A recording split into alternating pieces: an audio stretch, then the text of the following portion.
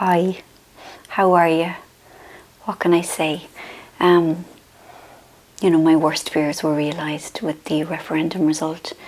And I have so many thoughts and fears about it all.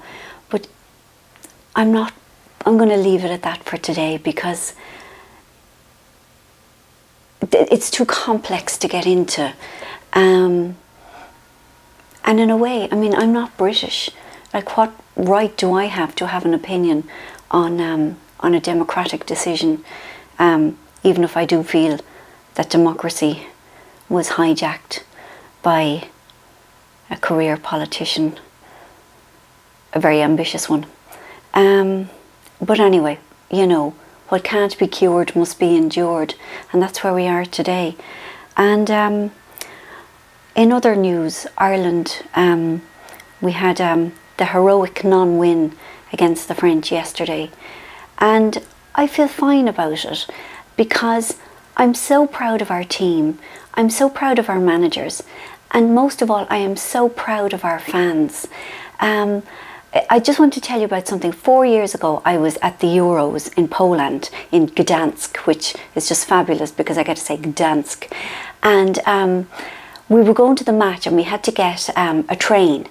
And so there were absolutely billions of Irish fans. And we had to go down into an underpass and then hopefully get up some steps to get into the platform. And so there were people coming behind us, pushing from behind us down the steps, and then there were people coming from two sides. And I was right in the middle of, it felt like the centre of a cross. And there were so many Irish fans around me. And we couldn't move because the platform above us was full. There was no train. We were waiting for a train to come and ferry the next lot out. And there were so many people. The ceiling was really low, and in theory it could have been very, very frightening, but it wasn't. I felt so loved and so supported in this very gentle way, even though everybody was really rowdy and everything. And then at the mid of it, somebody shouted, "Shoes off for the boys in green." And then everybody bent down, took off their shoes, and we all started singing, "Shoes off for the boys in green." And it was a very beautiful experience because it was like, even though there were hundreds, literally, I don't know, hundreds and hundreds and hundreds of us, it was like we were all one big connected entity. And the people who were outside in the street who were trying to get into the station, they weren't pushing, and they were coming from three sides, and everybody was anxious to get to the match. Everybody was patient and everybody was gentle, and there was a real sense of connection. And so I want to focus on the good that people do at the moment, at the kindness we're capable of, and how collectively we can behave in honourable ways. We're moving into a time of great uncertainty, and I would really rather harness that compassion and empathy that we are capable of. And as I say, I'm not British. However, I really want to be kind, to be kinder, and especially for migrant workers who are probably shit scared, like the reports that I'm reading, the people who are being abused are Polish people. We have a lot of Polish people in Ireland as well. And I just want them to know that they are welcome, that they're loved, they're great workers, they're really hard workers. And to keep kind of pushing out that kindness into the world. And another thing that I've been doing is I've been reading an awful lot. I've been just escaping into books. And I want to tell you about a couple, if that's okay. Right, this is Today Will Be Different by Maria Semple, and she wrote the incredibly fabulous Where'd You Go, Bernadette? And if you loved Where'd You Go, Bernadette, you'll love this because, and it's no bad thing, the voice is incredibly similar. It's sarky, it's witty, it's funny, it's kind of judgy, It's set in Seattle. Now I want to move to Seattle.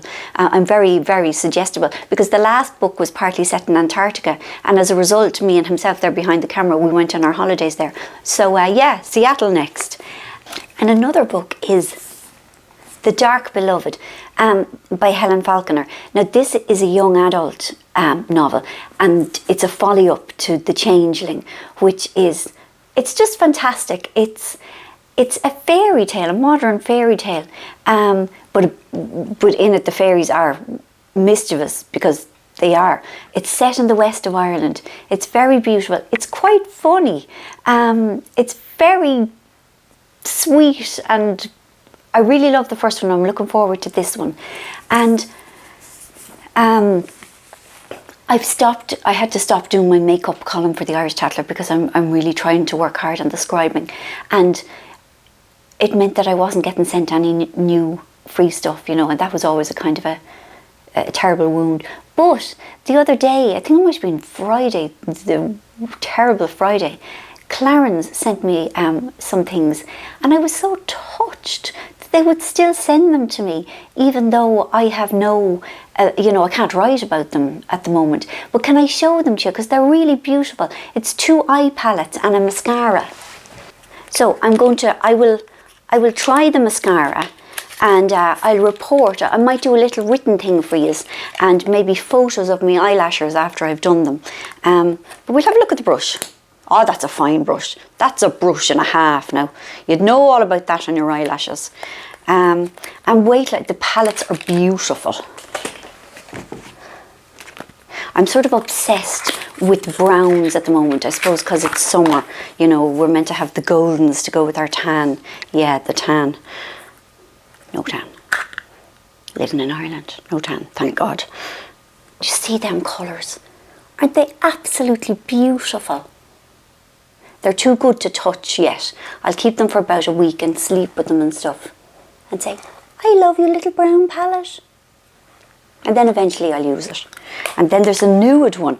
But the nude one seems more brown than the brown one. But sure, look at. I didn't put them in the wrong boxes, did I?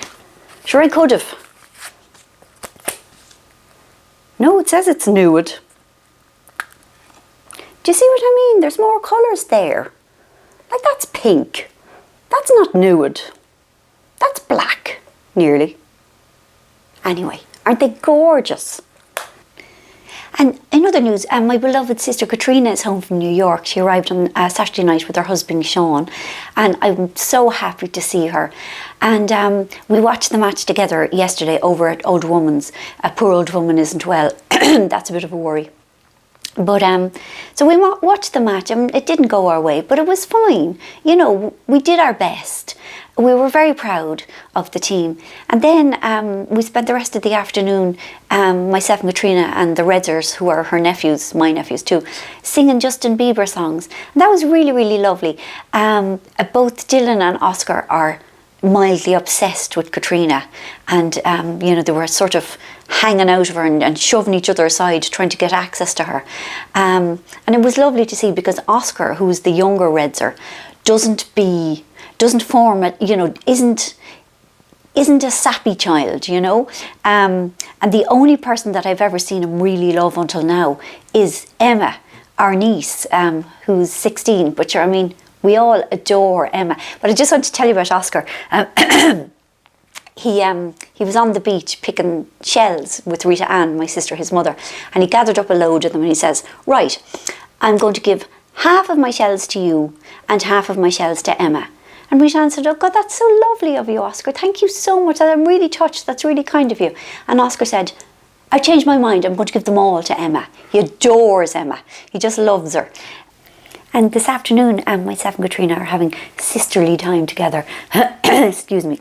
We're going to go to the Powerscourt Hotel, which is my most favouriteest hotel in the whole world. And we're going for spa treatments and bringing our dogs and going in the pool and that. And it's great because it's like half an hour's drive from where I live. But even though I'm in the suburb of Dunleary, half an hour where that is, it's in the middle of the country, and there's mountains, and there's those giant trees that look like huge Christmas trees, and I might take photographs and show you. And so that's wonderful. So yes, I just want to be with people I love, to seek comfort in that sort of thing. And I really love my family. I feel very lucky that, they're my favourite people, really. And we'll see how everything unfolds. But in the meantime, I just want to be nice and kind, and to kind of be extra welcoming to everybody, and to show that love can win. If that's not too sappy, maybe it is, I don't know, but that's how I feel. We can choose to be kind or not kind, and I want to be kind. Thank you for indulging me. I think I've talked an awful long time today. Oh, one more thing. I went to see Me Before You. I finally got to go on Saturday with Posh Kate, and it's absolutely beautiful.